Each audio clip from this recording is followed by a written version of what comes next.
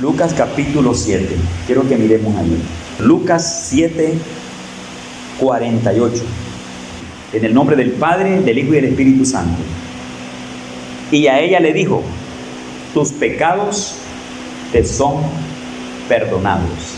Amén. ¿No le gustan? Y a ella le dijo: tus pecados te son perdonados. Hermanos, esta tarde yo quiero compartir con ustedes 5 cosas que nos hacen estar cerca del Señor. Para ello, quiero contarles el contexto de esta mujer y de lo que pasó con Jesús y ella. Según la Biblia, hermano, habla de una mujer que le llama la Biblia aquí, le llama pecadora. Algunos predicadores y lectores la confunden con María Magdalena y la confunden también con María, la de Betania, aquella que recibía a Jesús en su casa y le hacían cena y enjugó los pies de Jesús con un perfume caro. Pero aquí es otro caso.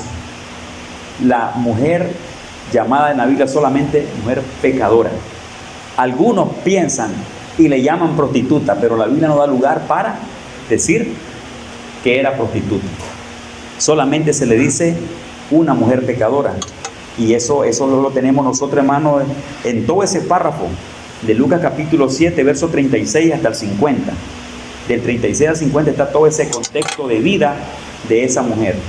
No es la María Magdalena, no es la María de Betania, no es una mujer prostituta como muchos le llaman. El texto le llama una mujer pecadora.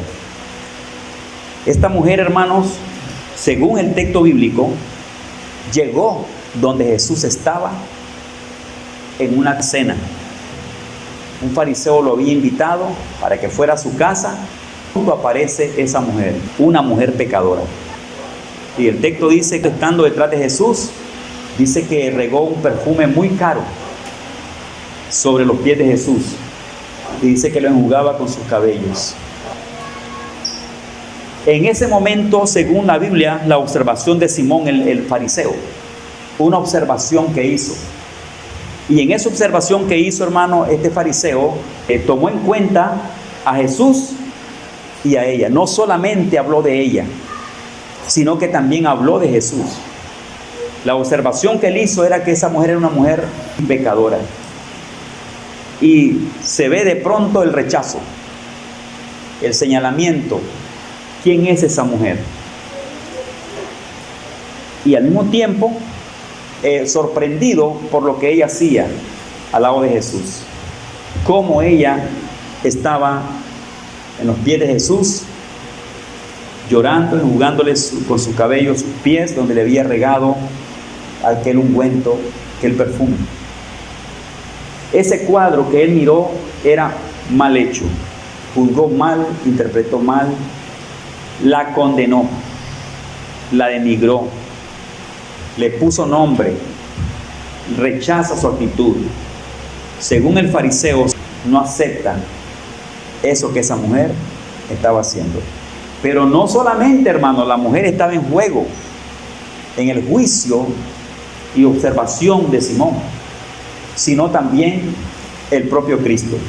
Imagínese juzgando a Cristo. Y dijo: si este fuera profeta, supiera quién es ella. Entonces él está también en ese contexto de la situación de esta mujer, de esta pecadora. Está el hombre también murmurando de Jesús.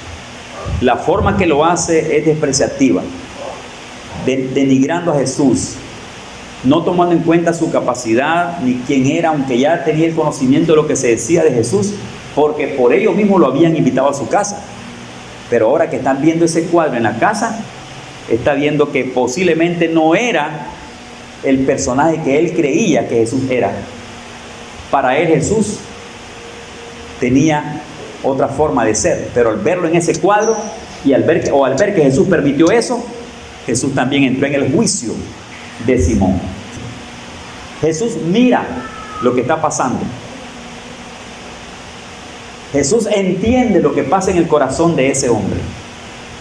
Jesús le conoce su corazón, conoce el juicio del hombre, y le habló. Inmediatamente le respondió a sus pensamientos y le presentó, hermano, una parábola. Una parábola de un hombre, un acreedor le llama la Biblia, y que habían dos personas deudoras de ese hombre. Le perdona la deuda al uno y también le perdona la deuda al otro.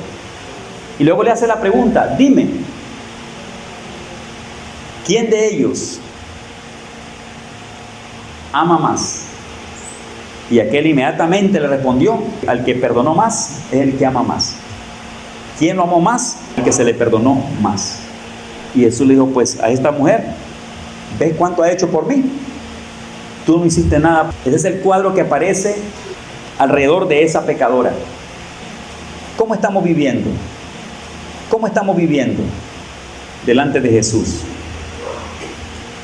Quiero sacar 5 cosas que me responden a esta pregunta: ¿cómo estamos viviendo delante del Señor? Y en esta mujer pecadora encontramos un ejemplo, hermano, de amar mucho a Jesús. Un ejemplo de amor, un ejemplo de búsqueda, un ejemplo de estar con Jesús y de que Jesús esté con nosotros. Número 1, esa mujer, hermano, era consciente de un problema personal de su vida. Ella era consciente del pecado y de sus consecuencias en su vida. Ella no lo escondía delante de ella y no lo escondió delante de Jesús. Consciente de lo que era ella. Ese problema, hermano, ese problema, porque ese es un problema. Porque el pecado, hermano, el pecado no es algo que solamente está allí en la persona. El pecado es como un cáncer, como un virus, como una enfermedad que le produce a la persona efecto. Produce un efecto en la gente. El pecado es mortal. Y no es solamente que se diga: soy pecador, ando en pecado, estoy en pecado o vivo en pecado. Sino que lo que es eso, el pecado, el estar separado de Dios, eso en la vida de la persona le causa un efecto de mal gusto. Y ese problema se puede experimentar en la conciencia, adentro, en lo más íntimo, en lo más profundo. Allí se mueven muchas cosas. Allí el Espíritu Santo no da testimonio de que la persona es hija de Dios. Las personas pueden saber por conocimiento, por enseñanza, de que somos creación de Dios y que existe un Dios. Pero que puedan recibir en su conciencia el testimonio del Espíritu Santo de que son hijos de Dios, no, ese silencio está dentro. Ese es un silencio que está allí, hermano. Que aunque la gente pueda esconder eso que está en sus corazones, callarlo, negar de que no sienten nada, y aún recibir elogios de los amigos, de otras personas, de que no, fulano está bien con Dios. Y aún la misma persona podría negar y decir: sí, yo no ando en el mundo, no ando perdido, no estoy en pecado. Y por lo tanto, pues, disfruto a Dios y Dios está conmigo. No, la conciencia ya está vacía en esa área. La conciencia ya está vacía. Allí el Espíritu Santo no está, ni tampoco dará, no mentirá, no hará testimonio internamente, no más íntimo de la persona, para hacerle ver que es un hijo de Dios y que las cosas están bien con Dios. La paz verdadera del Espíritu Santo, que da el Espíritu Santo, no se experimenta. La gente no la siente, no lo vive, no lo experimenta en su vida. No hay paz. Bíblicamente dice el Señor que para el impío no hay paz, dijo mi Dios. También dice que el impío es como mar en tempestad. que no puede estar quieto. Es como una zozobra dentro. Es una locura. Es un efecto que solo puede experimentarlo el que lo vive, el que lo tiene. Aunque la persona quisiera taparlo, encubrirlo, negarlo, y aunque pudiera recibir elogios de otras personas de estar bien con Dios, ese vacío de la conciencia, del alma, no se aparta, eso está allí. Y el Espíritu Santo no puede mentir. No puede mentir a la persona, no puede hacerle falsas promesas ni falsas esperanzas. La Biblia habla de las personas que viven en Cristo. Dice que el Espíritu Santo da testimonio a nuestro espíritu de que somos hijos de Dios. Eso nos trae vida, hermano. Eso nos inspira vida. Pero el Espíritu Santo no puede decir eso de un corazón, de un pecador, que aunque no es consciente de que es pecador, ni ha venido a Jesús para que Jesús le perdone, pudiera taparlo, negarlo, demostrar que las cosas posiblemente están bien con Dios, pero no se escapa de una voz interna que le hablaría otra cosa. El llamado que el Espíritu Santo también estuviera haciendo, la reprensión interna, el toque de la compasión que el Espíritu Santo tiene, que Dios tiene para hablarle al corazón. Las personas sienten todo eso. Entonces, el pecado, hermano, dentro de la persona no solamente es que la persona anda fuera de los caminos de Dios, sino el efecto emocional, psicológico, espiritual, físico o integral en el ser. Hermano, eso es duro. Entre ellos hay un vacío, hay un silencio, una soledad. Yo experimentaba eso cuando no conocía a Jesús. Yo lo vivía. Yo me acuerdo que yo sentía ese vacío adentro. Yo sentía que algo pasaba dentro de mí, que no me lo llenaba una fiesta, porque ahí me gustaba ir a fiestas, me gustaba darme un poco en los vicios. Yo creo que era un hijo comportado, tenía muchos amigos, era un estudiante, era un trabajador, y paseaba, salía, cumplido con los horarios de mi mamá mientras estuve en casa de mi madre. Pero allá adentro era un joven con un vacío que no me lo llenaba nada. Yo me iba a un parque, a una plaza, buscando como una alegría, buscando recreatividad en mi vida. Y miraba a la gente cómo se gozaba, cómo se reía. Y hermano, y yo quería ser parte del gozo de mucha gente. Pero eso no se lo da nada a nadie. El dinero el dinero se termina. Los goces se terminan. Las alegrías, las fiestas, aquella cosa que entretiene a las personas, que distrae a la gente y que le trae un poco de alegría. Esas cosas se terminan, hermano. Se van. Eso no dura mucho. El efecto de un vicio en el cuerpo rápido se va. O sea, la vida pecadora es una vida, sí, sutilmente difícil.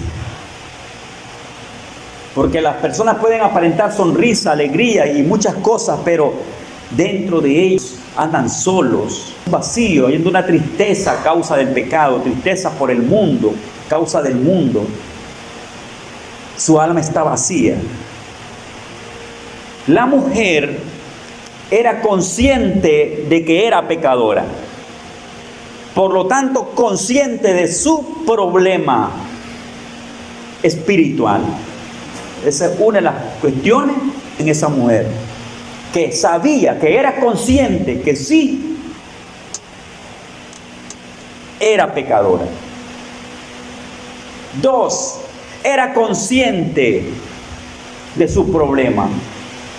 Ella experimentaba el peso de su carga. No solamente la persona puede sentir el peso de su carga del pecado por andar ebria, andar bajo el efecto de alguna droga, o por estar practicando algo que esté en la desobediencia. No, hermano. El dolor es integral. El sentimiento es integral. No solamente le da una luz roja de su problema, una de sus prácticas de vicio o cualquier cosa que esté haciendo, es que siempre la persona está sintiendo ese vacío tremendo y por lo tanto experimenta un problema personal. Ella era consciente de un problema, no solamente de que andaba en pecado, que era una pecadora, sino que de un efecto que le consumía su alma. 3. Consciente de que Jesús podía darle una respuesta a su vida. Consciente. Sabía. Algo pasó en su vida, en algún momento de su vida, que podía entender que Jesús podía darle la satisfacción de su alma. Respuesta al sentimiento, al dolor, a su efecto, a su agonía integral y a su pecado, a su problema. Gloria a Dios. Consciente de que Jesús podía ayudarla. 4. Lo buscó conscientemente. ¿Cuánto alaban a Dios? Lo buscó. 5. Se humilló en los pies de Jesús. Se humilló en los pies de Jesús y expresó lo que ella en sí quería hacer para Jesús. 5 cosas. Quiero que miren el texto. Versículo 37. Entonces una mujer de la ciudad, que era pecadora, al saber que Jesús estaba a la mesa en casa del fariseo, trajo un frasco de alabastro con perfume y estando detrás de él a sus pies, llorando, comenzó a regar con lágrimas sus pies y los enjugaba con sus cabellos y besaba sus pies y los ungía con el perfume. Tirada en los pies de Jesús. Consciente de que era pecadora. Consciente del sentimiento, del sentir y del efecto, del problema de su pecado. El efecto de su pecado la consumía. Conocimiento en ella. Yo le puedo decir ahí también fe. Que Jesús podía y que tenía una respuesta para ella.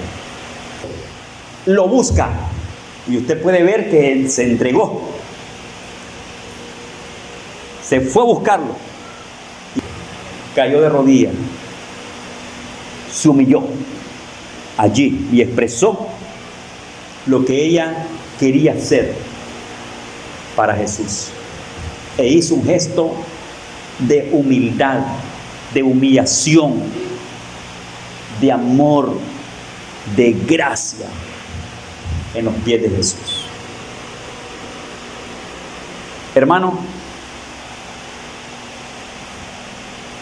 entender estas cosas para estar bien con Jesús, para encontrarse con Jesús y para vivir bien con Jesús, es muy bueno. Esta mujer pasó por esas 5 cosas para llegar a vivir, a estar, humillada ante los ojos del Señor de Jesucristo. Ahora, hay unas cosas hermosas de parte de Dios ahí, hermano, que protege lo que la persona hace para Dios. Protege lo que usted ha hecho para Dios. Protege, cuida, toma en cuenta y cuida aquello que nosotros hemos hecho para el Señor. O sea que no solamente venimos a Dios. Y bueno, Señor, aquí estoy. Ok, hijo, le pone la mano y vete. No, Dios toma cartas, como dice, en el asunto. Para proteger, para cuidar lo que te ha dado. porque ya eres tomado, somos tomados como hijos del Señor. La protección que tenemos de Dios en lo que hemos hecho para con Él. Hermanos, la observación de Simón, sus palabras, su desprecio, su mal juicio en contra de esa mujer pecadora y en contra del mismo Cristo, verdaderamente era una acechanza, hermano.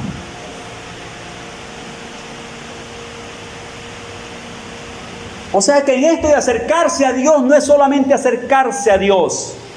Pasan muchas cosas alrededor de nosotros y eso es lo que nosotros muchas veces no entendemos. Algunos piensan que es solamente venir a Jesús y ya está Jesús.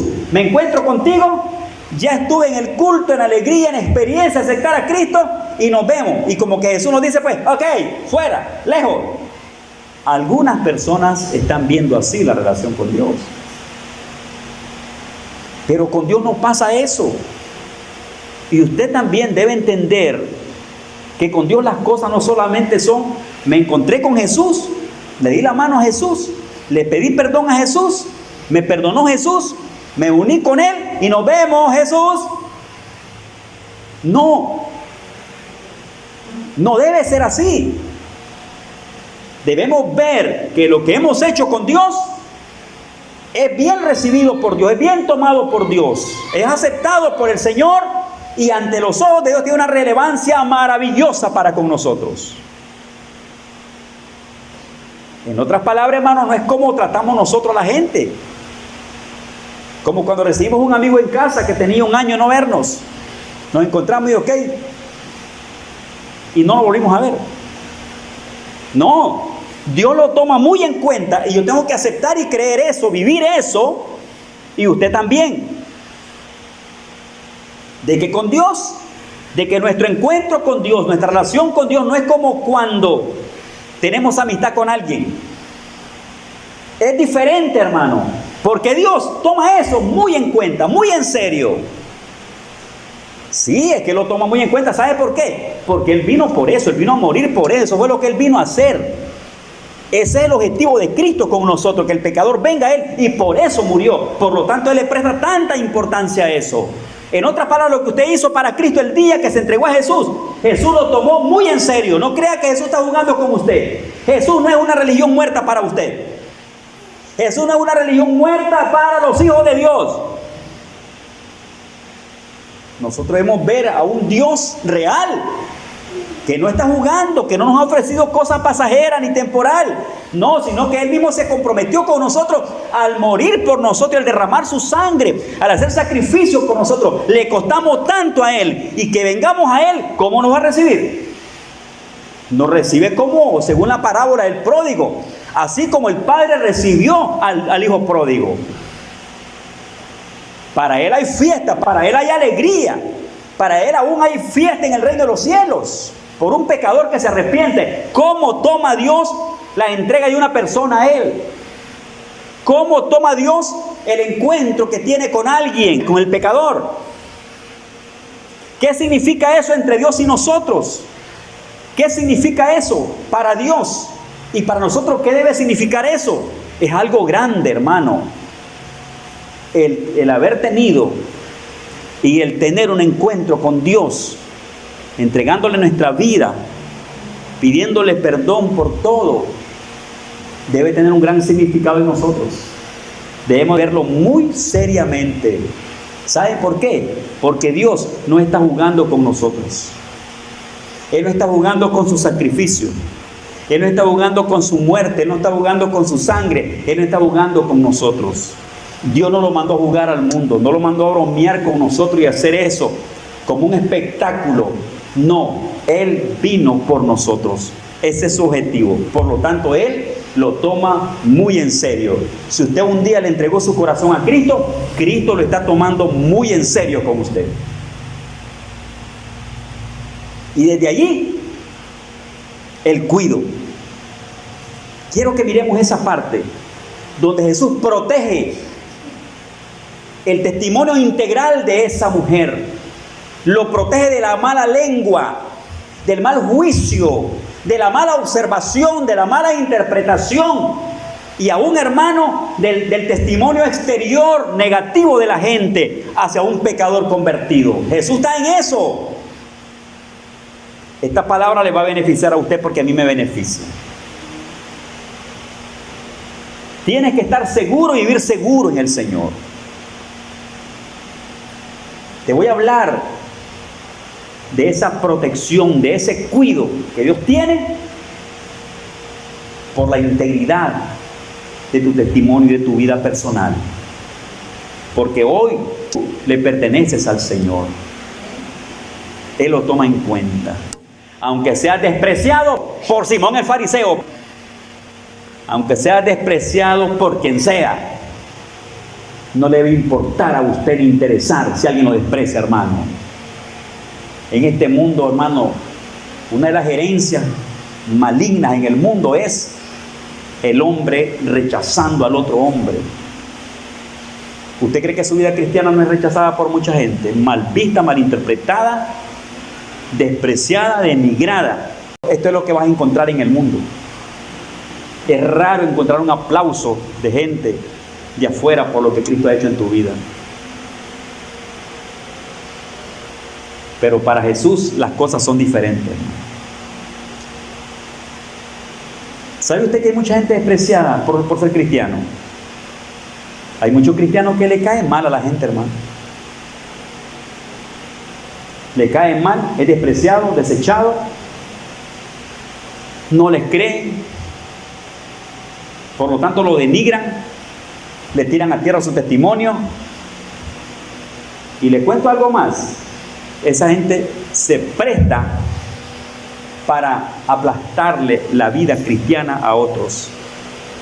Hay gente usada por el enemigo para causar ese daño en la vida de cristiano. Por eso es importante conocer la palabra y darse cuenta qué ha pasado con usted y Dios, porque la cuenta nuestra no es con seres humanos. La cuenta nuestra para con Dios es con el Señor. Él ha obrado en nuestros corazones. Y por lo tanto, Él es el que ha hecho una obra en mi vida. Y si Él ha hecho una gran cosa en su vida, ¿por qué lo va a negar? ¿Y qué importa que otro lo niegue? Si el que a usted le ha dado vida es Cristo Jesús, no es nadie más. ¿Quién le ha hecho obra a usted? Es el Señor, no es el ser humano. Usted no lo ha perdonado el ser humano. Nadie murió por usted. No hay redentor en la tierra. Aquel que perdona es Cristo. ¿Quién acusará y quién condenará a los escogidos del Señor? Dios es el que justifica, hermanos. Dios es el que perdona. Mire qué cosa. Cuando Simón comenzó con su rechazo, con sus habladas, con su expresión de mal testimonio de Jesús y de esa mujer, ahí está. Quiero que miren. Versículo 39. Cuando vio el fariseo que le había convidado, dijo para sí: si fuera profeta, conocería quién y qué clase de mujer es la que le toca, que es pecadora. ¿Vio? No le está tirando florecitas a la mujer. No le está tirando florecitas a Jesús. No, hermano. Está cuestionando. Está cuestionando. Ahora vea cómo Jesús responde a eso, cómo protege al pecador, cómo cuida, cómo vela, cómo habla, qué dice Dios de usted y de mí, o del pecador que ha venido a Él, del pecador atacado, del pecador perseguido, del pecador convertido, perseguido. ¿Qué dice Dios de ello? Según este texto, miren, hermano, el versículo 40. Entonces respondiendo Jesús le dijo: Simón, una cosa tengo que decirte. Y él dijo: di, maestro. Un acreedor tenía 2 deudores. El uno le debía 500 denarios y el otro 50. Y no teniendo ellos con qué pagar, perdonó a ambos. Di pues, ¿cuál de ellos le amará más? Respondiendo Simón dijo: pienso que aquel a quien perdonó más. Y él le dijo: rectamente has juzgado. Y vuelto a la mujer dijo a Simón: ¿ves a esta mujer? Entré a tu casa y no me diste agua para mis pies, mas esta ha regado mis pies con lágrimas y los ha enjugado con sus cabellos. No me diste beso, mas esta desde que entré no ha cesado de besar mis pies. No ungiste mi cabeza con aceite, mas esta ha ungido con perfume mis pies. Por lo cual te digo que sus muchos pecados le son perdonados, porque amó mucho. Mas aquel a quien se le perdona poco, poco ama. ¿Le iba a entender? Con tu juicio, con tu crítica, con tu señalamiento, cierras tu corazón para no recibir perdón. Y esa mujer fue bien humilde, amó más. Y Simón rechazaba la gracia de Dios al no reconocer sus errores, de criticar, de juzgar, de afectar, de hablar mal no solamente de la pecadora mujer, sino también, hermano, de Jesús. Le dio a entender, cuando no ama mucho, es porque las personas cierran su corazón al no permitir el amor de Dios en sus vidas, al no reconocer sus errores, al no reconocer sus faltas, al no darse cuenta que lo que están haciendo es mal, no dan lugar a que Cristo entre ni que Cristo les perdone. Por lo tanto, no aman como es debido. No dan lugar en sus corazones para amar. ¿Por qué? Porque su corazón lo cierran y lo tienen cerrado con el orgullo, con la religiosidad, con la soberbia, con el desprecio, con el juzgar a otro, con el condenar, con el criticar no solamente a un pecador, sino también tener algo que ver con Jesús, que acepta a los pecadores. Por lo tanto, Simón amaba menos, porque su corazón no daba lugar para amar más al Señor. Y aquella mujer abrió su vida y su corazón para Dios. Hermanos, ese cuadro de suponer que nos estamos acercando a Dios, tomando el ejemplo de Simón, le dice mucho al pueblo cristiano. Hay muchas personas que viven su propia vida religiosa, hermano, y no le están dando lugar a Dios en su vida. Y hablamos de un fariseo de aquel entonces y leemos la Biblia sobre un fariseo. Un fariseo se jactaba de estar unido a Dios, de ser hijo de Abraham, de ser israelita, de descender del padre de la fe, y que con sus rituales y con todas sus prácticas de Moisés tocaban las nubes, tocaban el cielo y estaban con Dios. Pero usted ve allí que para Jesús no es la religiosidad, no es lo que la gente pueda decir que es, sino lo que es en verdad lo que Dios ha puesto en el corazón de las personas, cuando las personas le dan lugar al Señor. Y llegamos a un punto entonces cuando decimos, hermano, humillación delante del Señor. Eso no ha cambiado para Dios. Para Dios sigue siendo, para un acercamiento, para una intimidad, para un vivir cercano con Dios, para un amarle mucho a Dios, es necesario que el ser humano se doblegue en los pies de Jesucristo, se humille para Dios, apartando de su camino y de su vida y poniendo a un lado todo aquello que le es de obstáculo. Verdaderamente Simón sí tenía grandes obstáculos para acercarse a Dios. Por lo tanto, no amaba al Señor. Y un pecador que viene conociendo a alguien que le perdona sus pecados, que está comenzando su fe, viene de verdad. Y usted se da cuenta que la religiosidad en eso para con Dios no vale nada si el corazón nuestro no le pertenece a Jesús. ¿De qué sirve la vida del fariseo? La vida de la religiosidad farisaica.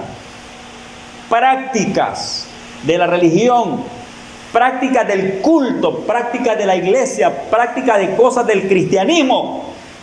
Si nuestro corazón no está humillado en la presencia del Señor. Eso es lo que tiene precio, hermano. Sus muchos pecados le son perdonados porque amó mucho. Estas son 5 hermosas características de un pecador que llega a estar enfrente del Señor y que llega a vivir con el Señor y a estar enfrente del Señor. El ejemplo de esa mujer pecadora, consciente de que era pecadora, consciente de su problema, del efecto espiritual de su pecado en su ser, consciente de su sufrimiento, porque eso lo hacía sufrir. Esa mujer andaba sufriendo con aquella carga en su vida. Tenía conocimiento y era consciente de que Jesús podía ayudarla, de que en Jesús estaba la respuesta y la solución de su problema. Pero no se quedó solo con ello, hermano, porque hay mucha gente que solamente reconoce que es pecador, sienten el problema y hasta lloran. Usted no ha visto a alguien afuera llorando, pero no hacen nada por su vida. La gente afuera, mucha gente quiere agradarle a Dios, hermano, pero no toman una decisión. Esto es de decisión. Esto es de decisión. Se quedan deseando, oren por mí, lloran, van 4 días a una prédica, a un lugar, escuchan aquello, pero con la misma se desaparecen. Y si medio hacen ahí algún compromiso público en la iglesia y que aceptan a Cristo y todo, parece que es como la despedida que llegan a hacer para no volver nunca a la casa de oración. La iglesia tiene un gran compromiso con esta gente que viene a Cristo, claro que sí, pero la persona que reconoce su necesidad, hermano, va a amar a Jesús con todo su corazón y se va a parar allí. Y el apoyo de la iglesia, ¿sabe por qué? Porque la iglesia no puede hacer todo por un pecador. ¿Sabía usted eso? No le podemos echar la carga a toda la gente, hermano, de la iglesia. Somos responsables, pero usted no es responsable de su hermano en términos de que usted tiene que vivir al lado de él para que él se levante. Ayúdelo cuanto puede, pero hay algo especial que es inviolable, lo que la persona misma en términos personales puede hacer para Dios. Esa parte no la puede hacer ni Dios mismo, ni el Espíritu Santo, ni el pastor, ni su consejero, ni mamá y papá. Es aquella parte única donde el hombre pone su propia cuenta para levantarse, para caminar. Esa es una parte, hermano, que si usted no la hace, se muere. Y se muere sin Cristo. No fue que le falló, le pudieron haber fallado todos. Y hasta Cristo le falló allí. ¿Sabe por qué? ¿Por qué le falló Cristo? Y no fue que le falló. Pero pongámosle así, si así lo queremos mirar. Porque hay una parte que Dios nunca hará por usted. Hay una parte que Dios nunca hará por usted. Es aquello que ya usted le ha dado Dios para que en su libre voluntad y libre albedrío usted lo haga. Él no puede arrepentirse por usted. ¿Cuánto alaban el nombre del Señor? Dios no puede arrepentirse por usted. Dios no puede buscar a Dios por usted. Dios ya murió, ya hizo todo por nosotros. Lo demás es de nosotros. Esa mujer conoció su problema y buscó a Jesús. Y llegó de verdad a sus pies. Y concluye diciendo, mujer, en el verso 48, tus pecados te son perdonados. Y si es perdonada, el problema ha sido quitado, porque esa es la maldición. Dios le bendiga.